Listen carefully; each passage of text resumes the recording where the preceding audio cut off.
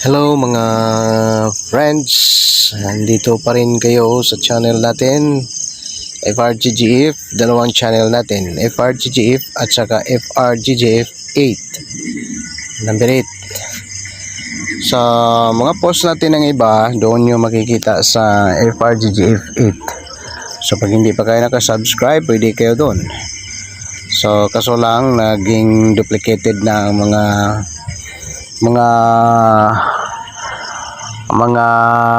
na-post natin doon sa isa. So okay lang. Mayroon ding namang mga post na hindi nakita sa other channel of mine. Yung FRGGF 8, yun ay 3 subscriber lang doon. So baka babaguhin natin ang pangalan yan someday. Okay na siguro yun. Itong channel natin, iba-iba ang pangalan nito kasi that is behind, mayroong behind something dyan sa pagpapalit-palit ko ng pangalan. Minsan yung mga boses natin, iniba natin dahil pag ipapalit natin ang pangalan natin, iibahin din natin, iniiba rin natin ang boses natin bang hindi tayo na i-intercept.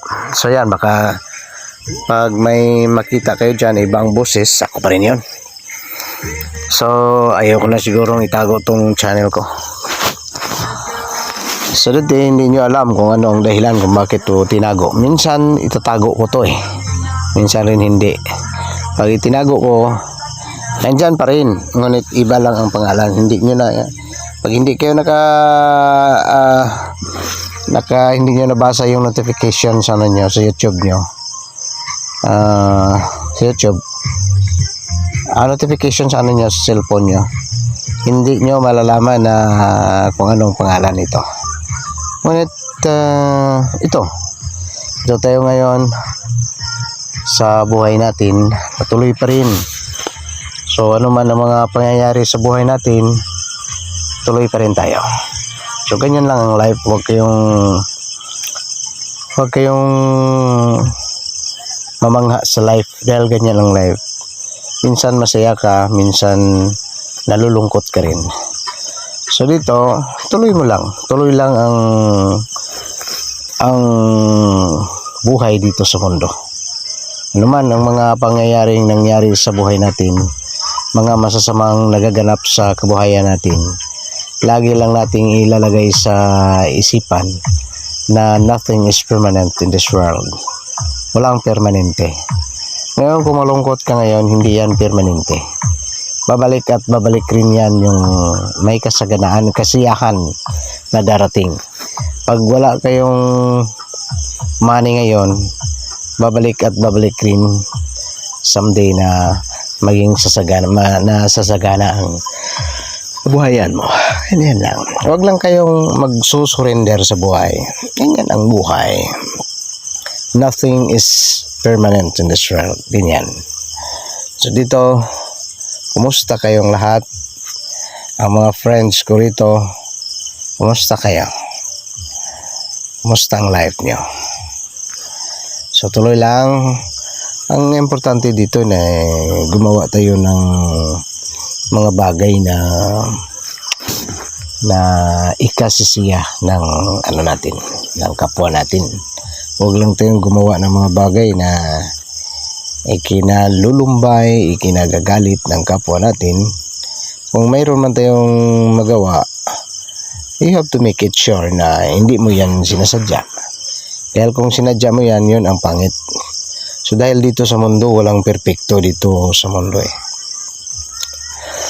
Walang perpekto dito sa mundo. Lahat tayo'y nagkakamali, nagkakasala. Yan.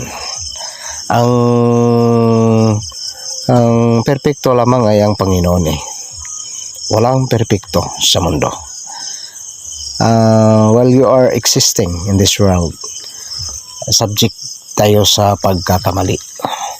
Subject tayo sa magkakamali at magkakamali talaga tayo. So ngunit enjoy lang ang life. Enjoy life in such a way na Kung ano man ang mga ginawa mo, i-enjoy mo lang. Yan.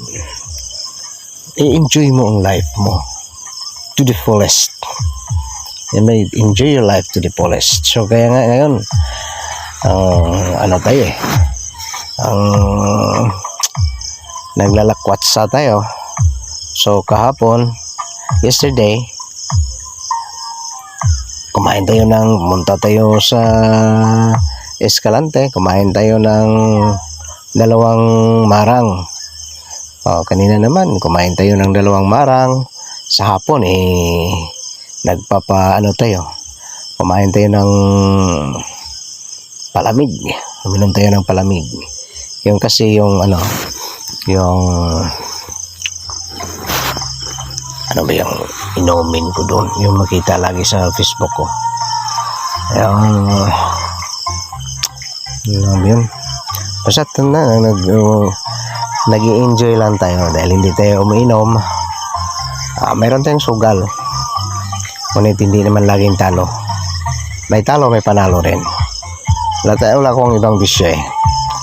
Ngunit ano man ang mga malalaking pira na darating sa atin, hindi natin yan gagamitin sa sugal. Yan pag nagre-retire na tayo, yung pira ko yun, kahit na 100 pesos, hindi ko yan gagamitan sa sugal eh.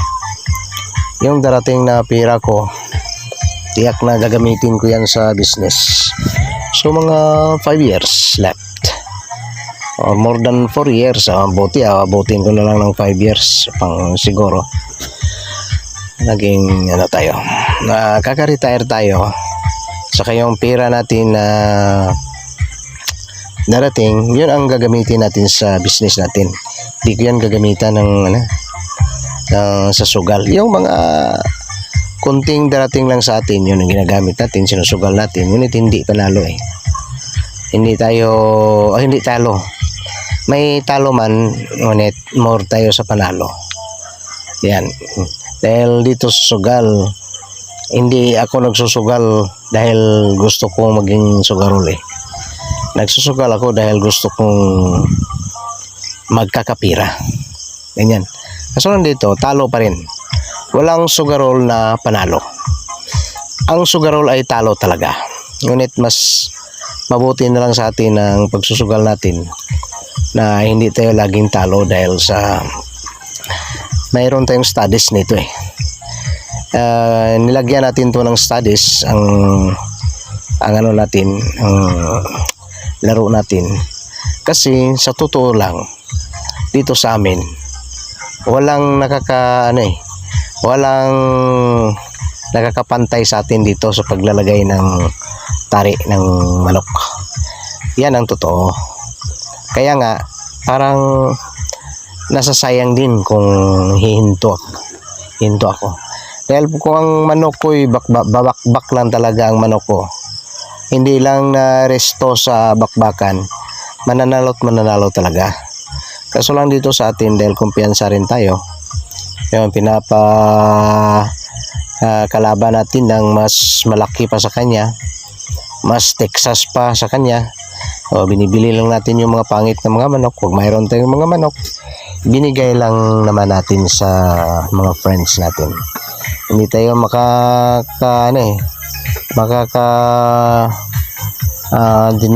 deny. Hindi tayo nakapag say no sa mga friends natin na pumunta dito ay hingi sa atin. Kahit na yung the best kong mga manok, ibinigay ko pa sa kanila eh. Basta tulad na akong may bigay.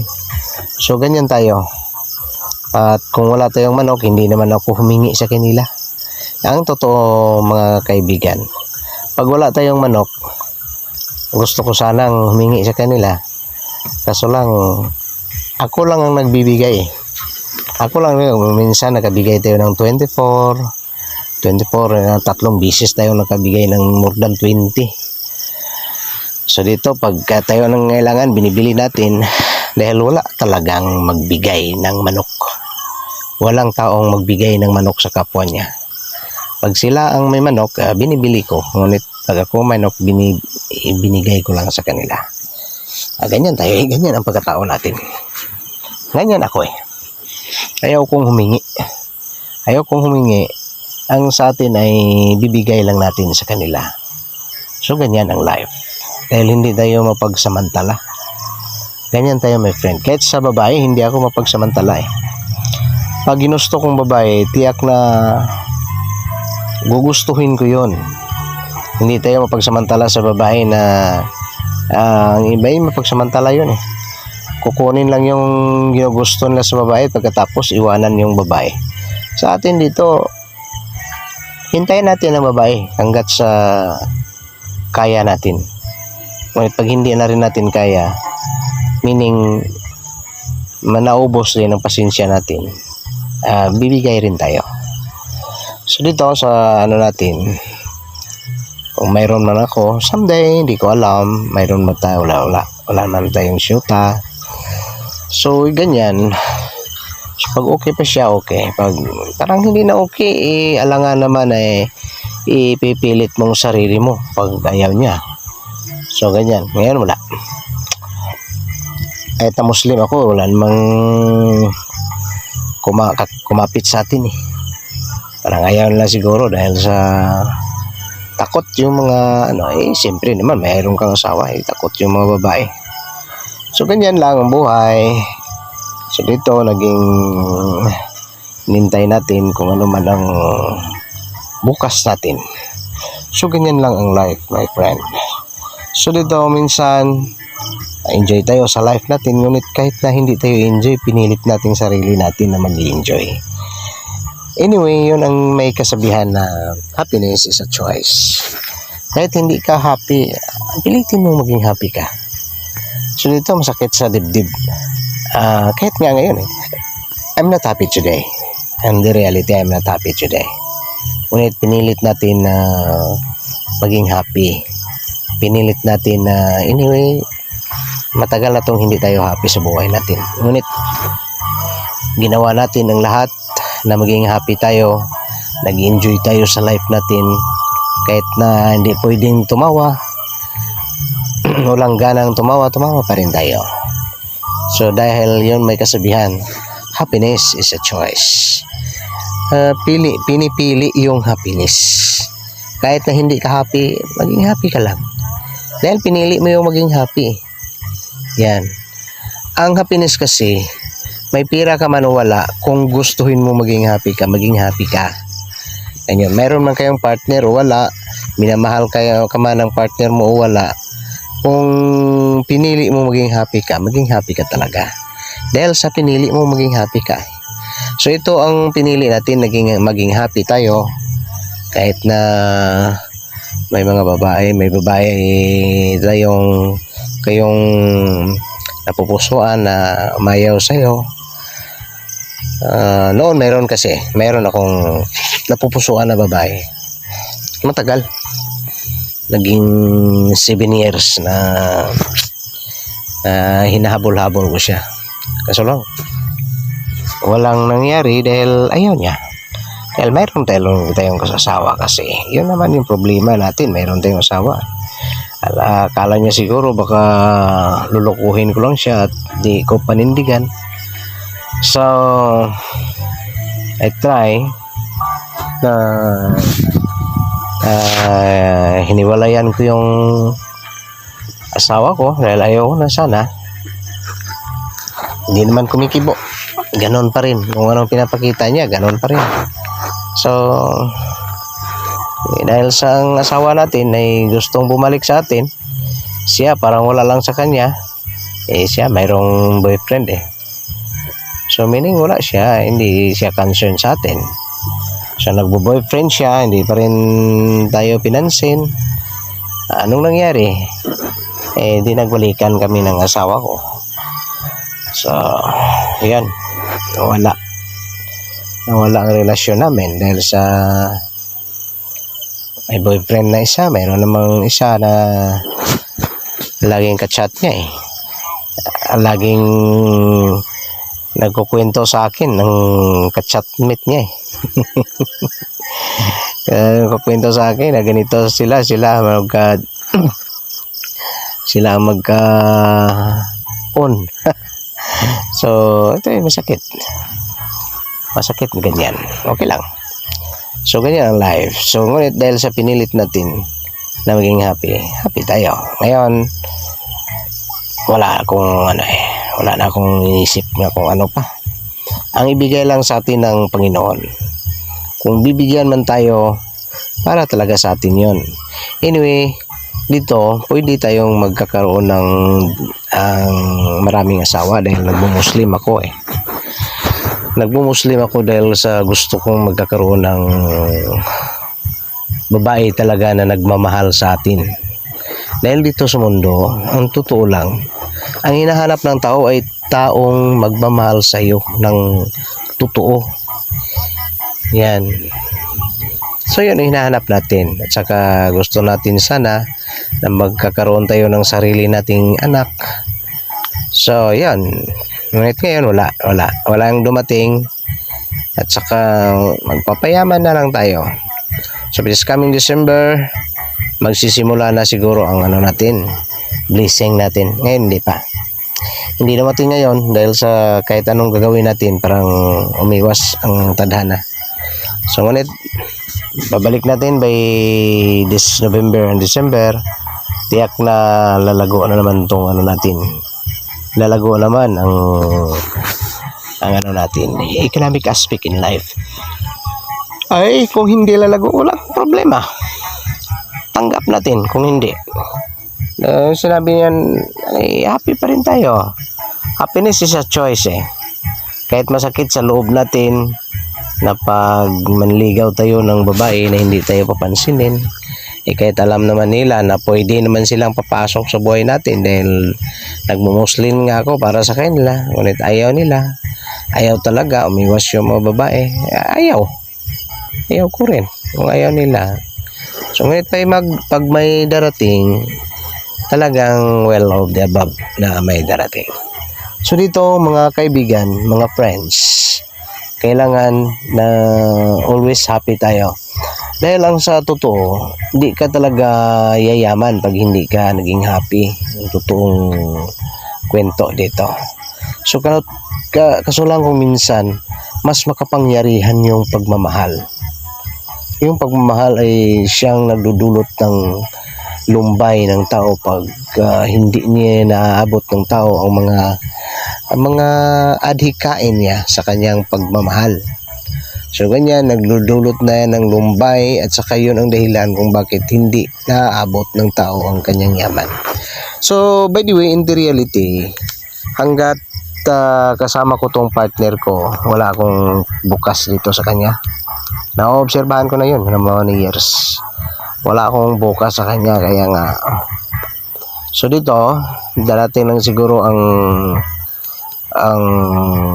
target natin pag-retire na tayo. Pag-retire na tayo, yan. Kaso lang, parang hindi naman tayo naging principal eh. Hindi na siguro ako maging principal dahil 4 years remaining. So, i-enjoy na lang natin ang life natin. At saka, yung sinabi natin, ay sabi ko na sa inyo, sa reality, dahil sa ang channel natin ay binubuo ng iba't ibang content. So, isa sa makatulong sa atin upang yumaman tayo. Anyway, yun lang ang pinag-aralan ko noon eh. So, ituturo ko rin dito sa inyo.